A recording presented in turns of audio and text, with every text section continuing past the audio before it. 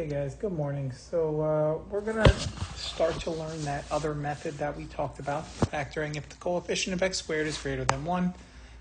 So I know you guys are going to pause so that you can work out the do now.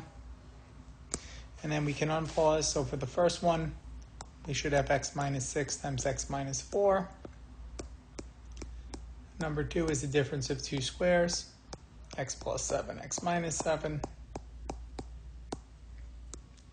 Number 3, we should have a minus 16 times a minus 5.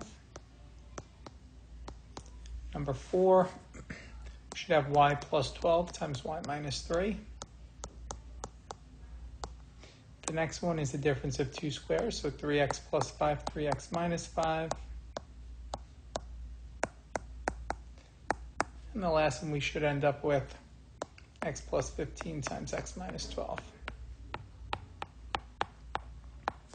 All right, so eventually we factor everything we can with all the cases that we've seen so far, and eventually we run into something like this. So we say, all right, well, let me see what I can do. Well, I know that to get 2x squared, I need to use 2x and x. And I say, well, what about 15? And we say, well, I mean, I could try using 15 and 1, except I'm going to end up with 30x and 1x, which doesn't give me 7x. And I'm going to say, all right, well, that's no good. And I'm going to say, well, all right, let me try switching the 15 and the 1, right? Because the problem here is one of my factors is going to be multiplied by 2x and the other one's going to be multiplied by x. So now I've got 15x and 2x, which also doesn't give me 7x. So I'm going to say, that didn't work.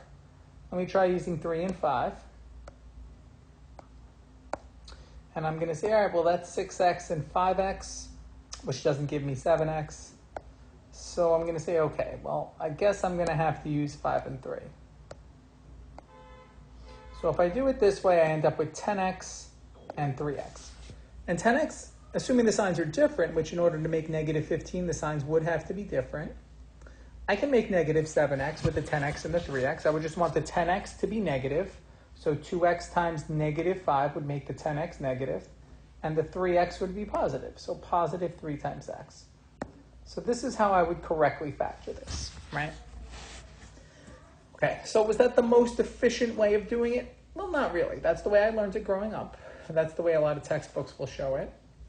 But it's not really the most efficient way, right? Not horrible.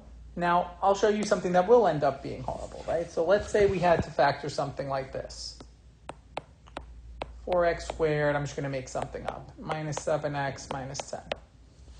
Well, whereas with the one above, 2x squared, I know I had to start with 2x times x. I'm not really sure whether to start this with 2, and I don't know if this can be factored, I'm just making it up, with 2x times 2x or 4x times x. I don't know which one of those is right. So I'm going to have to pick one of those, go through all the factors of negative 10 and the arrangements, and have 50% chance I'm wrong, and I'm going to have to start it again. So this is not really the most efficient way. This is what we call trial and error. Now, if this number's prime, personally, honestly, trial and error is not horrible, right? I can do it pretty quickly. But if it's composite, we run into a lot of problems. So there is something called factoring by grouping that you will probably learn in high school that is difficult. Okay, and if I had time, I would show it to you too, but it is difficult. There's another method called the 5-step method. And it's kind of obscure. It was found by, I think, some St. John's professor from maybe 30 years ago. One of our 8th grade teachers discovered it at a workshop or something. She brought it back to us, and none of us had ever seen it, right? I'm a math nerd, and I had never seen this method. And it's odd, but it's interesting. And a lot of my students that have trouble factoring really like the 5-step method. So let's take a look at what it is. All right. So you're obviously going to pause so that you can get the 5 steps in your notebook. And then I'm going to talk about it, right? So step 1, remove the coefficient of x squared. And then we're going to multiply it by the constant, right? The constant is the number without the variable. Honestly, we're going to combine these into one step after the first one. So it's really going to be more of a 4-step method. You're going to factor. You should have something pretty easy to factor. And this is where it gets weird. Take the coefficient you removed, make it the coefficient in each binomial, meaning in both of them. And that's not going to really be right either. And one of them is going to wind up dividing out. This is probably going to make no sense until we actually see it, so I think we're ready to do that. Okay. Step 1, remove the coefficient of x squared. And guys, I'm going to go through this quickly because I have a lot of these to cover. Obviously, you have a video, which means you can pause and go back and take your notes and things like that, okay? So that's gone. Now what it says to do is take that number that I removed and multiply it by the constant. So 3 times negative 4 is negative 12. And again, after this first one, we're going to combine these steps into one. Now it says to factor it. So, how would I factor x squared minus x minus 12? Well, I need two numbers that multiply to negative 12 that add up to negative 1. So those numbers are negative 4 and positive 3.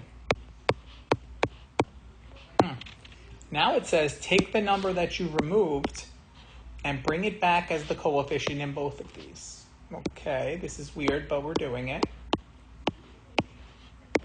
And again, guys, I know I'm going fast. Slow it down. So this doesn't work, but I look at both of these and I say, where do I see a common factor? Well, 3x and negative 4 don't have a common factor. 3x plus 3, both of those have a common factor of 3. It says to divide it out. Now, that's not something we normally do in math. We do a lot of factoring out. So this method is a little strange mathematically, but at the end of the day, it works. The 3x minus 4 comes down. 3x plus 3 divided by 3, 3x divided by 3 is x. 3 divided by 3 is 1. And there it is. We've got our correct factored form. So this method takes some practice, but once you get the hang of it, I guarantee you guys it will be much easier than using trial and error. All right, we're going to do a few of these. Remember, guys, please slow it down. Okay, I'm going through this fast because it's a video. This is not the pace I would be taking if I was doing this in class. So now I'm going to roll those first two steps into one. Take out the 2, multiply it by the negative 5. That leaves me with x squared minus 9x. 2 times negative 5 is negative 10. Factor this. Well, that's easy. 2 factors of negative 10 that add to negative 9 are negative 10 and negative 1. Sorry, negative 10 and positive 1.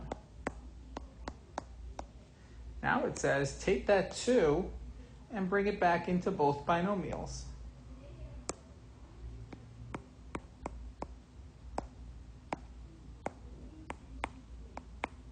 Now I need to inspect. I need to see where there's a common factor.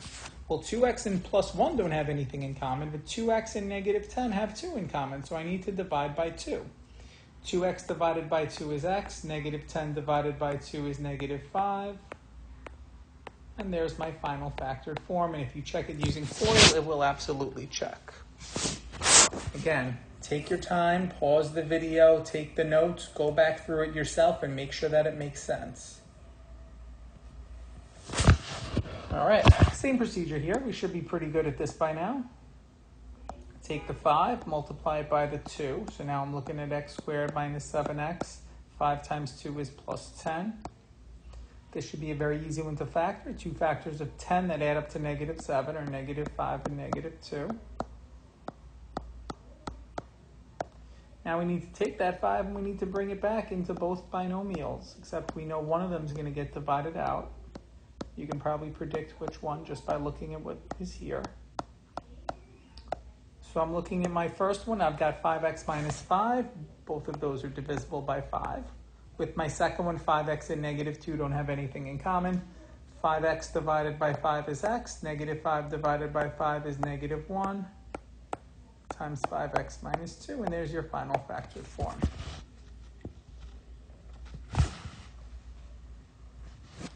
All right, so this one's going to be a little bit different, okay?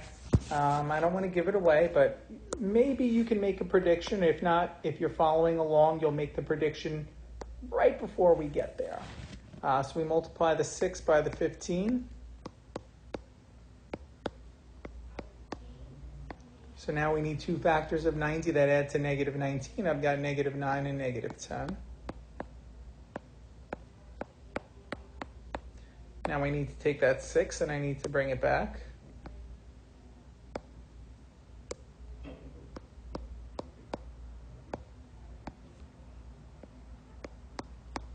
So now I'm going to say, which of these has a common factor? And the answer is both. Since the coefficient at the beginning, 6, was a composite number, right? Not a prime number. Prime number is 2, 3, 5, 7. That's what we see a lot of the time as coefficients. But if we see a 4, a 6, an 8, a 10, it's possible, not always true, but it's possible that both of them have a common factor. So 6x to negative 9, I can divide by 3.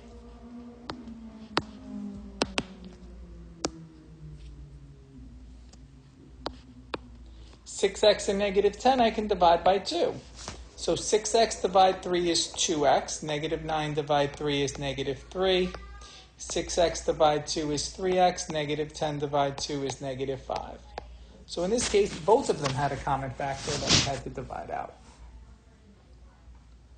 All right, guys, so we are not going to do this one. This is not something that I would talk about remotely if there's a GCF. That's something that we would talk about. We'd have a discussion about in class. So when I'm back in class, we'll have a little talk about that. But I know you're going to pause this so that you guys can work them out. And then when we come back, I'll go through these, right? So take out 3, multiply it by 4. I'll put it up here. X squared plus 8x, 3 times 4 is 12. Factor.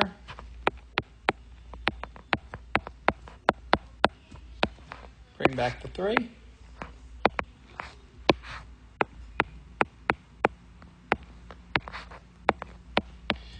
Which one of these has a common factor? The first one I can divide out of 3.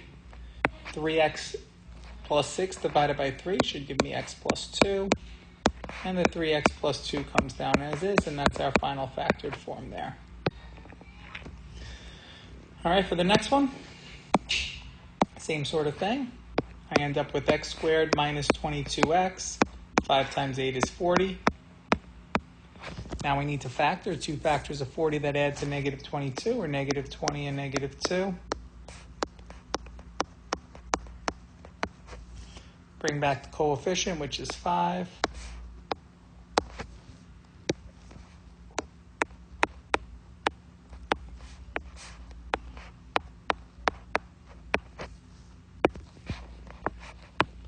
So now I divide by 5.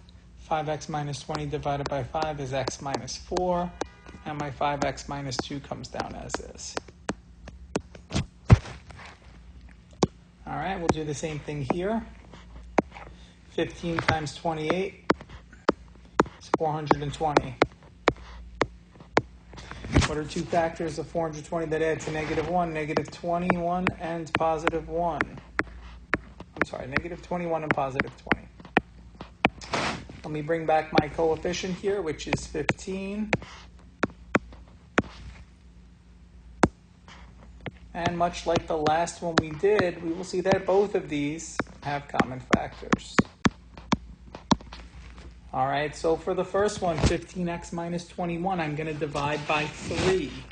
So if I divide this by 3, I get 5x minus 7. With my second one, obviously, I'm going to divide by 5, which gives me 3x plus 4. And that is my final factored form, 5x minus 7 times 3x plus 4. All right, guys, so homework, 2 options. Okay, that's kind of your standard homework. 7 questions. They are pretty easy. All of the coefficients are prime except for number 6 and 7. If you want a challenge, all right, you'll do these 10. Okay, I was going to say, certain homework for certain classes. I'm going to kind of keep it more open-ended. All right, depending on, regardless of what your class is, you may have struggled with this lesson, especially remotely. If that's the case, you do 1 through 7. If you thought this was pretty easy and you want to challenge yourself with your factoring, you're going to do 1 through 10. Okay, hopefully I'll be back in class to see you guys tomorrow and review this with you guys in person.